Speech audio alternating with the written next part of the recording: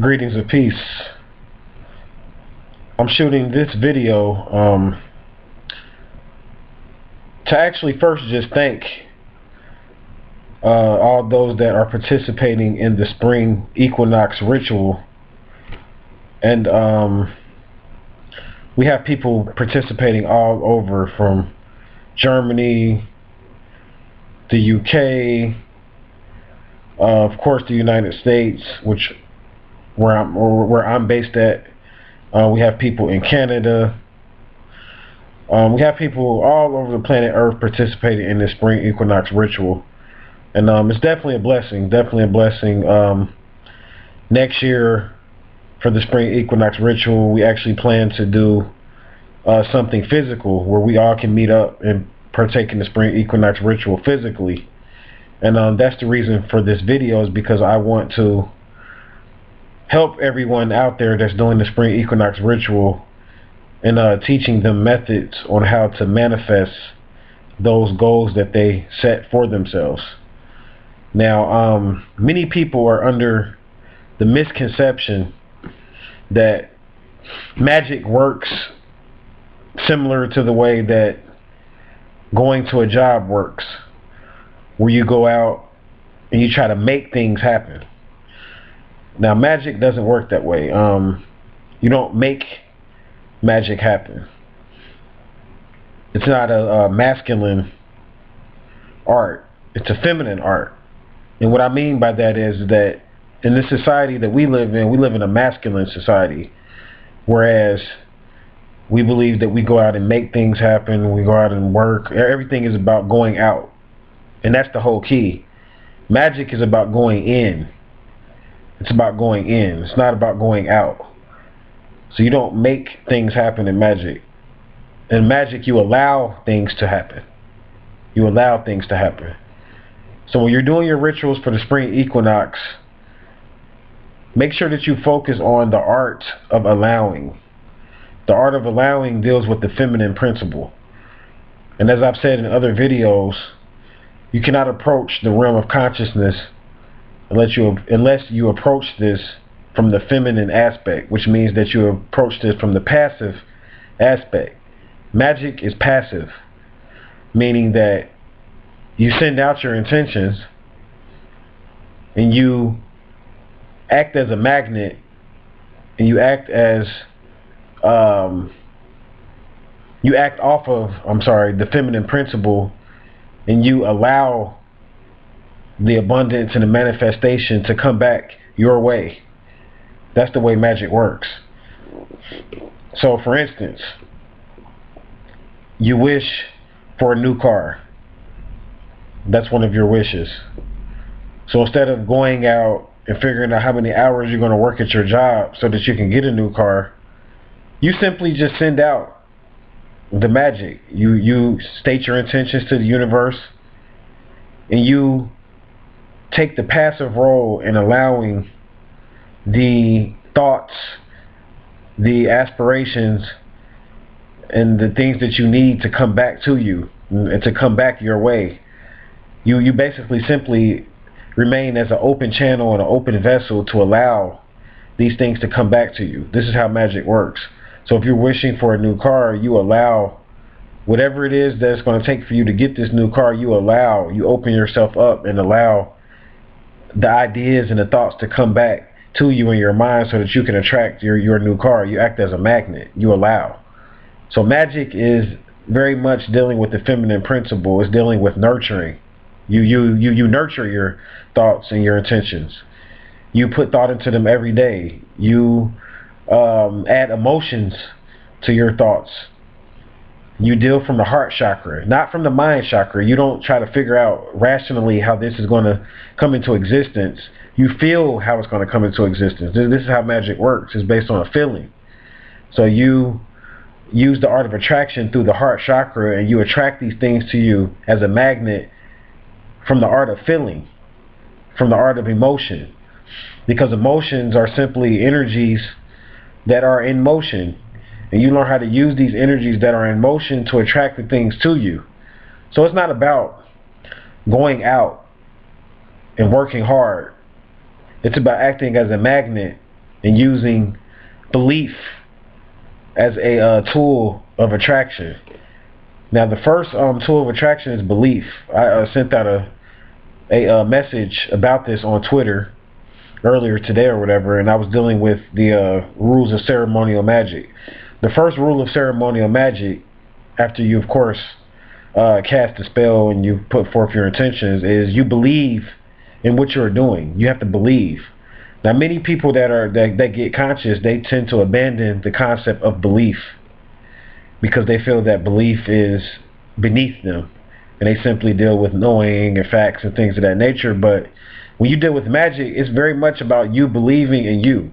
See, there's nothing wrong with believing. It's just that when we were religious, we were taught to believe in something that was outside of us, which we don't have no control over.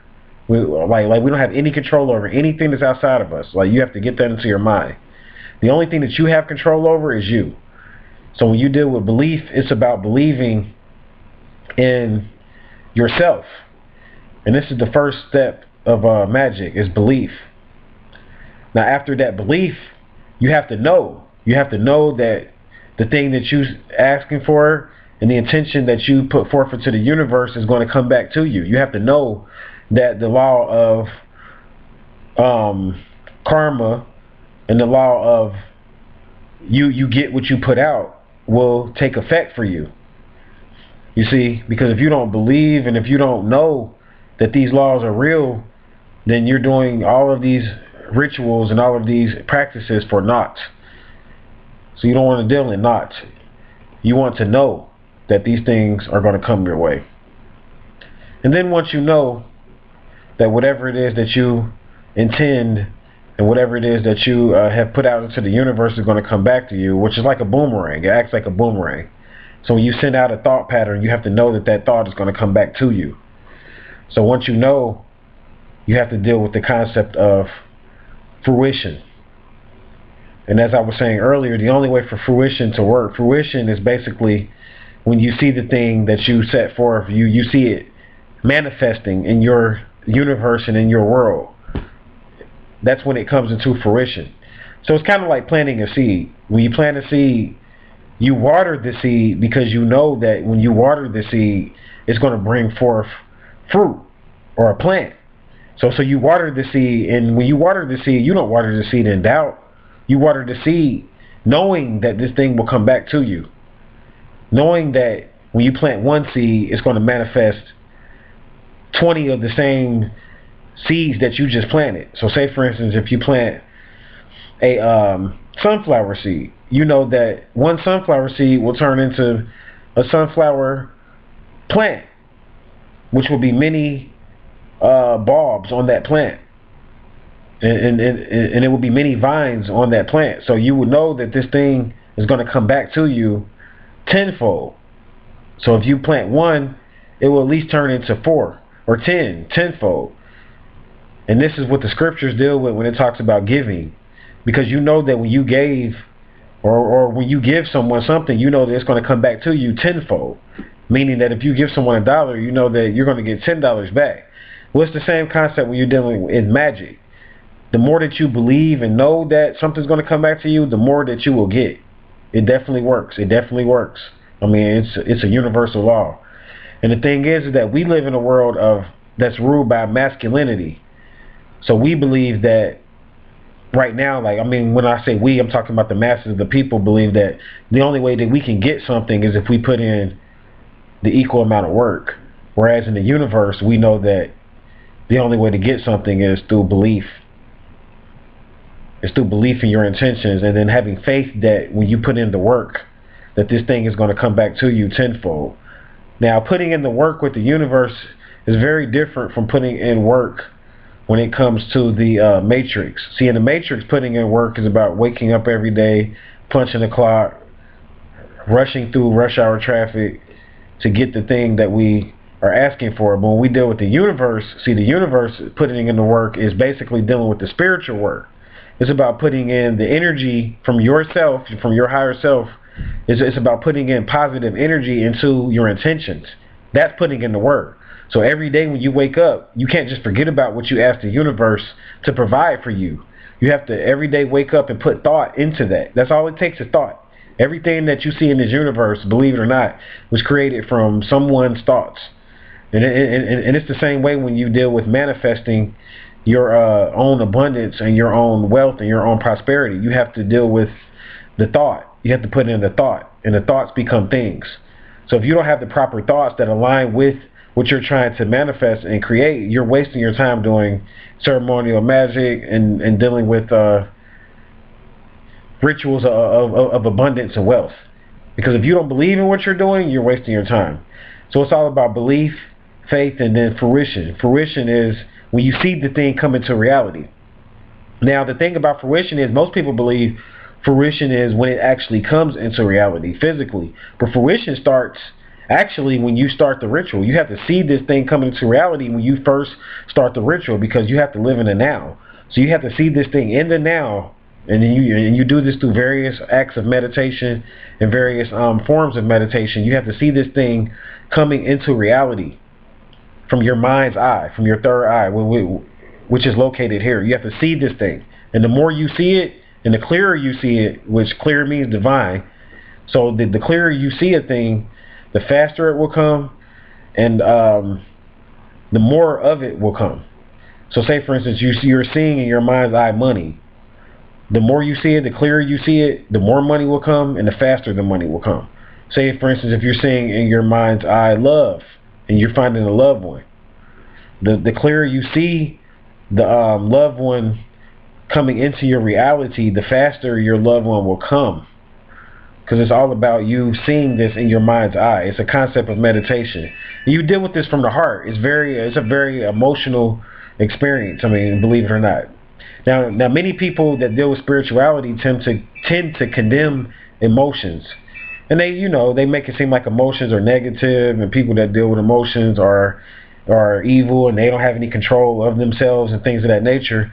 When you deal with emotions, actually, beloved, emotions are your keys and are your steps to entering into the spiritual realm, because the spiritual realm is strictly off feeling. It's strictly off feeling. It's not based on logic, which is left-brained. The spiritual realm is based on the emotions of feeling through the heart. So you have to tap into your heart chakra and feel the intention that you are setting forth. You have to feel it come into your reality. The more you feel it, the more you'll see it in your mind's eye. But it starts with the emotion. So you have to feel the joy of experiencing your new lover, or feel the joy of counting the $1 million that you asked for, or feeling the joy of driving in that new Porsche that you asked for. So I don't know what all of you are going to ask for in the spring equinox ritual, and that's not my concern. Well, my only concern is that you deal with these 3 steps, which are belief, faith, and fruition, which I've covered in this video. So as long as you deal with these 3 steps and constantly repeat these steps over and over again, belief, faith, and fruition, belief, faith, and fruition. As long as you repeat these steps in your mind and go through these same practices over and over again, you will see the things that you are asking for from the universe. You will see these things manifest for you. And it's definitely guaranteed, and it's without a doubt. The more you believe in yourself, it's all based on yourself. The more you believe in yourself, the faster a thing will come back to you. It's like a boomerang. It's the same thing. It's the same concept as karma. You get what you put out. Asking, ye shall receive. Seeking, ye shall find. It starts with you. All these parables that I just quoted go back to you. So it's all about you, beloved. I thank you for watching this video. I hope this helps. And I wish all of you a happy spring equinox ritual. Peace and love.